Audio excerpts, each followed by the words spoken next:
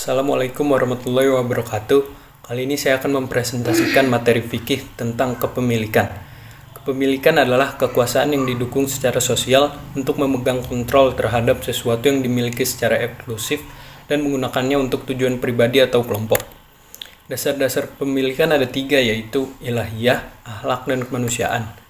Ilahiyah maksudnya adalah awal kepemilikan harta atau pengembangan harta berasal dari Allah, diniatkan untuk mencari ridho Allah SWT. Harta harus diperoleh dengan cara yang benar, sesuai dengan syariatnya. Dengan demikian, sebuah harta harus diniatkan pada tujuan ilahiyah. Kepemilikan harta yang berakhlak adalah kepemilikan yang mempedulikan nilai-nilai kebaikan di dalamnya. Artinya, melakukan segala sesuatu berdasarkan kebaikan, baik untuk diri sendiri maupun orang lain. Ekonomi Islam adalah ekonomi kemanusiaan. Artinya, ekonomi yang memungkinkan manusia memenuhi kebutuhan hidup. Manusia merupakan tujuan ekonomi dalam Islam, sekaligus merupakan sarana dan pelakunya. Dalam ekonomi Islam, terdapat beberapa ketentuan yang harus dihindari umat Islam yang berkaitan dengan kemanusiaan. Di antaranya adalah melakukan riba, perjudian, untung-untungan, dan ketidakadilan. Dalam Islam, harta harus jelas status kepemilikannya, sebab di dalamnya terdapat hak-hak dan kewajiban terhadap barang atau jasa tersebut. Sebab-sebab kepemilikan ada 4, yaitu ihrazul mubahat, uqud, khalafiyah, dan at-tawallud min mamluk. Ihrazul mubahat merupakan bolehnya seorang memiliki harta yang tidak bertuan atau harta yang belum dimiliki seseorang atau kelompok. Contoh barang-barang mubah dan dapat dimiliki yaitu air yang tidak dimiliki seseorang, rumput dan pepohonan di hutan belantara yang tidak dimiliki siapapun, binatang buruan, dan ikan di laut. Ada 2 syarat untuk memiliki benda dengan jalan ihrazul mubahat, yaitu benda itu tidak dijaga orang lain terlebih dahulu dan ada maksud tamaluk. Uqud dapat menjadi sebab terjadinya kepemilikan. Akad lazim disebut dengan transisi pemindahan hak.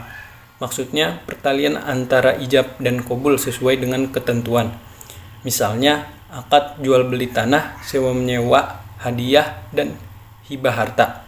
Kepemilikan disebabkan adanya akad dapat dibedakan menjadi 2, yaitu uqud jabariyah atau akad secara paksa adalah akad yang dilaksanakan berdasarkan pada keputusan pengadilan secara langsung atau melalui kuasa hukum.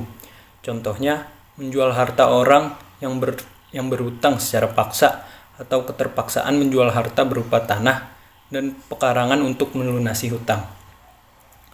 Istimlak atau beli paksa untuk kemaslahatan umum. Bagian dari syarat sah dalam jual beli adalah kerelaan antara pihak yang berinteraksi. Akan tetapi dalam realita yang terjadi di masyarakat, sering kita lihat adanya tindakan yang dilakukan pemerintah untuk membeli tanah pribadi guna mencapai kepentingan umum.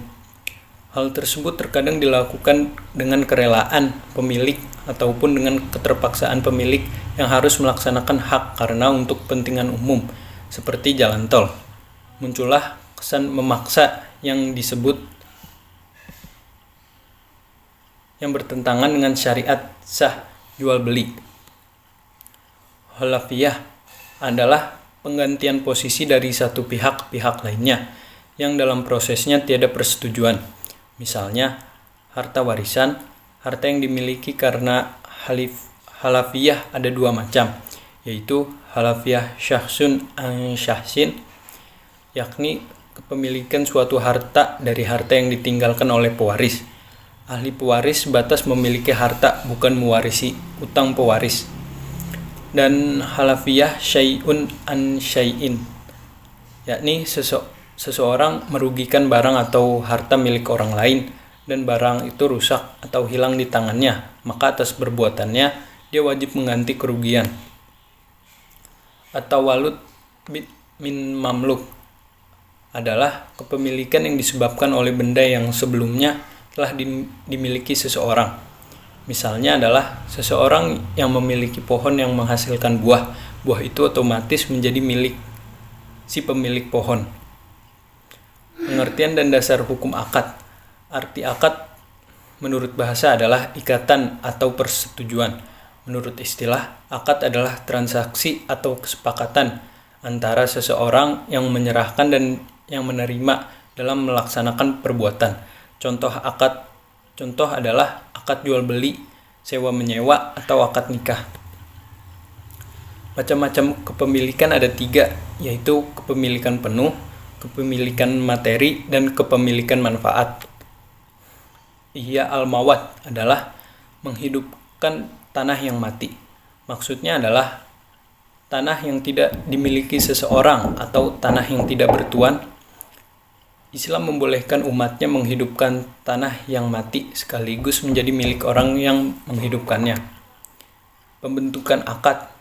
Akad terjadi apabila terdapat unsur-unsur, yaitu akid atau orang yang berakad, ma'qud alaih atau benda-benda yang diakadkan, maudu al-akad atau tujuan yang mengadakan akad, dan sihat al-akad atau ijab dan qabul. Rukun dan syarat-syarat akad. 2 orang atau lebih melakukan akad disebut akidain. Syaratnya yakni berakal, balik, mumayyiz, dan orang yang dibenarkan secara hukum untuk melakukan akad. Sikat atau lafal akad syaratnya yakni jelas, dilakukan dalam suatu majelis atau media, ucapan yang bersambung. Ma'qud alaih atau sesuatu yang diakadkan dengan syarat bersih, dapat dimanfaatkan, milik orang yang melakukan akad, dan barang itu diketahui keberadaannya. Syarat-syarat terjadinya akad. Syarat umum yang pertama adalah kedua orang yang melakukan akad cakap bertindak. Yang dijadikan objek akad dapat menerima hukumnya. Akad tersebut diizinkan oleh syarak. Akad yang dilakukan tidak dilarang oleh syarak. Akad yang dapat memberikan manfaat. Ijab tersebut berjalan terus, tidak dicabut sebelum terjadinya kabul. Dan yang terakhir adalah ijab dan kabul harus bersambung. Syarat khusus.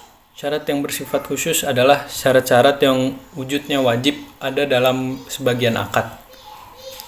Macam akad dilihat dari baik dan buruk. Akad dianggap sah apabila terhindar dari 6 perkara, yaitu kebodohan, paksaan, pembatasan waktu, perkiraan, unsur kemudorotan, dan syarat-syarat jual beli yang rusak atau fasid. Akad dibagi menjadi 2 macam, yaitu akad sahih dan akad yang tidak sahih. Akad sahih adalah akad yang memenuhi unsur dan syarat yang telah ditetapkan oleh syarak, baik asal maupun sifatnya. Akad tidak sahih adalah akad yang tidak memenuhi unsur syarak.